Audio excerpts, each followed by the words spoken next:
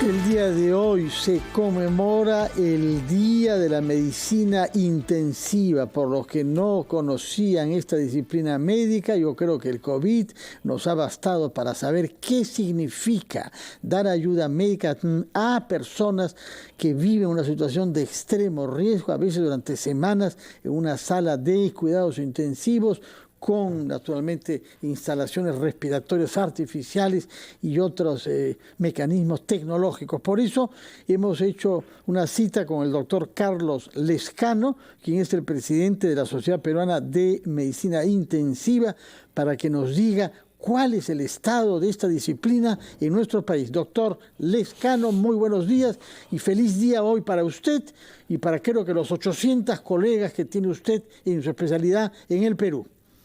Muchísimas gracias, Fernando. Buenos días, Carlos, Mabel. Buenos días. Sí, el día de hoy estamos celebrando el Día de la Medicina Intensiva Peruana, pero también estamos celebrando el 34º aniversario de la creación de la Sociedad Peruana de Medicina Intensiva. Un 8 de junio de 1988 se creó la sociedad y la especialidad ya había empezado hacia la década de los 70, inicialmente con colegas de otras especialidades en nuestro país, hasta que ya se formó la especialidad de medicina intensiva.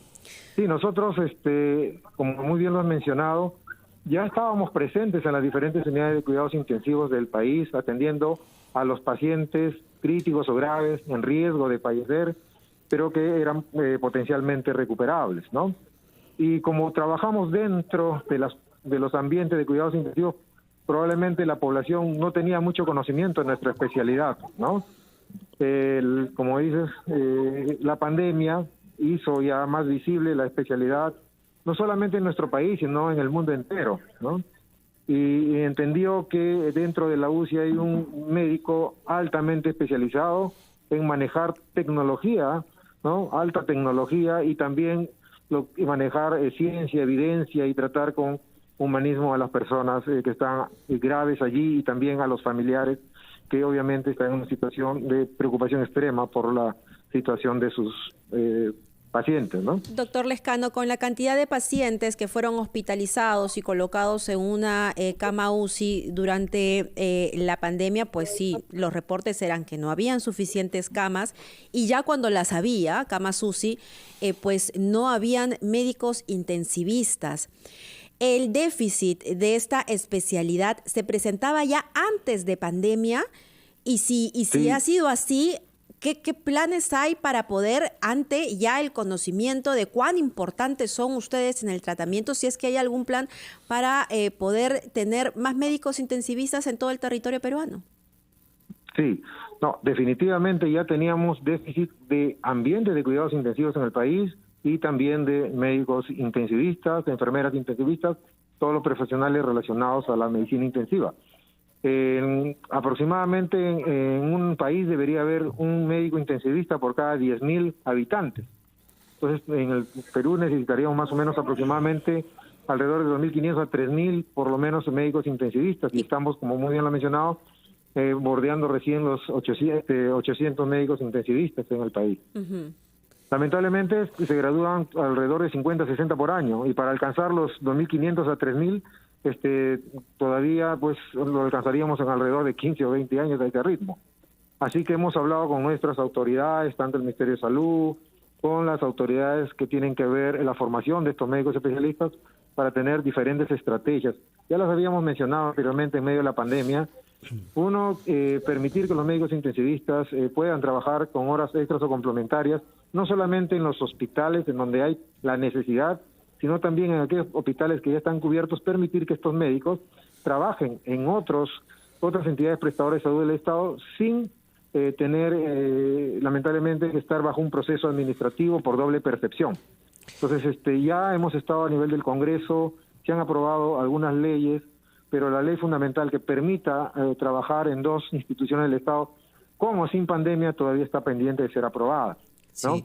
Entonces es muy importante tener estrategias a corto, mediano y largo plazo para poder reducir la brecha de médicos intensivistas en el país, ¿no?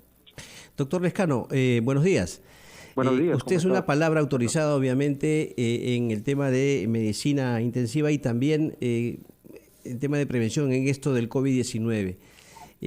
A ver, han habido relajamientos, medidas que, por ejemplo, han dispuesto que ya en la vía pública no se utilice la mascarilla, es algo optativo, todavía persiste en espacios cerrados. Sin embargo, hay propuestas, hay solicitudes para que esto se flexibilice aún más, inclusive en espacios cerrados.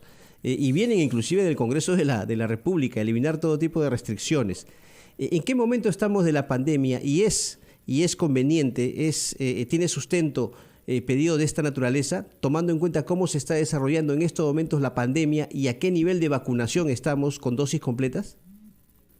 Sí, no, definitivamente la flexibilización de esta medida de bioseguridad que se está dando lamentablemente también en espacios cerrados ha hecho que haya un pequeño incremento en la cantidad de casos de COVID-19 en nuestro país. No han todavía alcanzado niveles de gravedad para incrementar la afluencia de pacientes a los hospitales o a las unidades de cuidados intensivos, pero sí hay reportes de un número mayor de personas contagiadas, ¿no? Entonces, por el porcentaje de población que está con tercera o cuarta dosis, ¿no? Definitivamente no es todavía adecuado flexibilizar dentro de ambientes cerrados, peor aún si están mal ventilados, estas medidas de bioseguridad. Creo que no es el momento, mucho más cuando se está viendo este pequeño repunte en ¿Y casos, ¿no? qué tan lejos estamos, doctor, de una cuarta ola? Siempre hemos hecho estimaciones en el país, tanto de la tercera ola como ahora de la cuarta ola, y en realidad los cálculos de las predicciones, por ejemplo, para la tercera ola no fueron acertados, ¿no? Estábamos esperando una tercera ola para el año pasado alrededor de agosto, septiembre, y sin embargo no la tuvimos.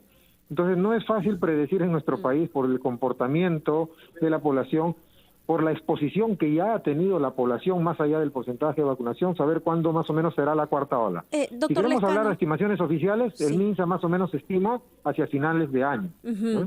Ahora, doctor Lezcano, ¿todavía siguen llegando algunos pacientes a las unidades de cuidados intensivos víctimas de COVID, en menor medida, pero llegan o ya no? Muy escaso. Lo que más tenemos son pacientes que llegan a los hospitales por otro problema, pero tienen una prueba positiva. ¿Sí? O sea, no es un cuadro clínico de COVID, pero tienen una prueba positiva. Llegan a operarse por alguna otra patología o llegan con alguna otra enfermedad y tienen una prueba positiva. Eso es lo que estamos viendo un poquito con más frecuencia. Pero ya pacientes críticos con COVID es casi escaso a nivel nacional, ¿no? Doctor, nos ha dicho que hay que hacer un esfuerzo para formar más médicos intensivistas, que solo se gradúan 50 por año.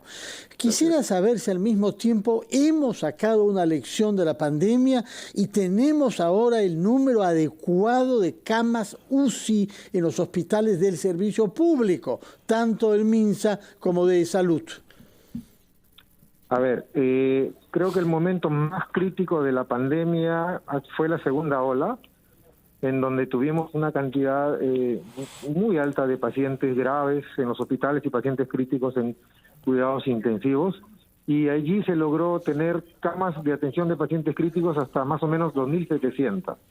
Pero muchas de estas camas eran camas convertidas, que eran camas que atendían a pacientes no COVID, y que se convirtieron para atender pacientes COVID, y algunos ambientes que se ampliaron o se instalaron para también dar atención a estos pacientes críticos. Ahora que ha habido esta disminución de casos a nivel nacional, pues se ha tenido que atender también la alta demanda que hay de pacientes que requieren atención por otra patología, ¿no? Y claro, muchas de estas unidades han pasado de ser unidades de atención de pacientes COVID a atención de pacientes no COVID. Y por otro lado, en algunos hospitales habían ampliado ambientes temporales para atención de pacientes críticos, y estos están pues nuevamente ya desmantelándose porque no hay esta afluencia de pacientes. Entonces, de acuerdo, en términos concretos, no hemos aumentado significativamente los ambientes de cuidados intensivos estructuralmente de manera permanente, correctamente adecuada. De acuerdo, muchísimas gracias por su presencia. Reiteramos nuestras felicitaciones a usted y a sus colegas y dígales que no olvidamos el sacrificio que han hecho para trabajar en condiciones difíciles y pagando un precio bien elevado entre ustedes en términos de vidas humanas por el contagio que eso suponía naturalmente. Muchas gracias, doctor Lezcano. Que tenga un feliz día de la medicina intensiva en el Perú. Mabel, nos vamos a una pausa. Así es, son las 9:45.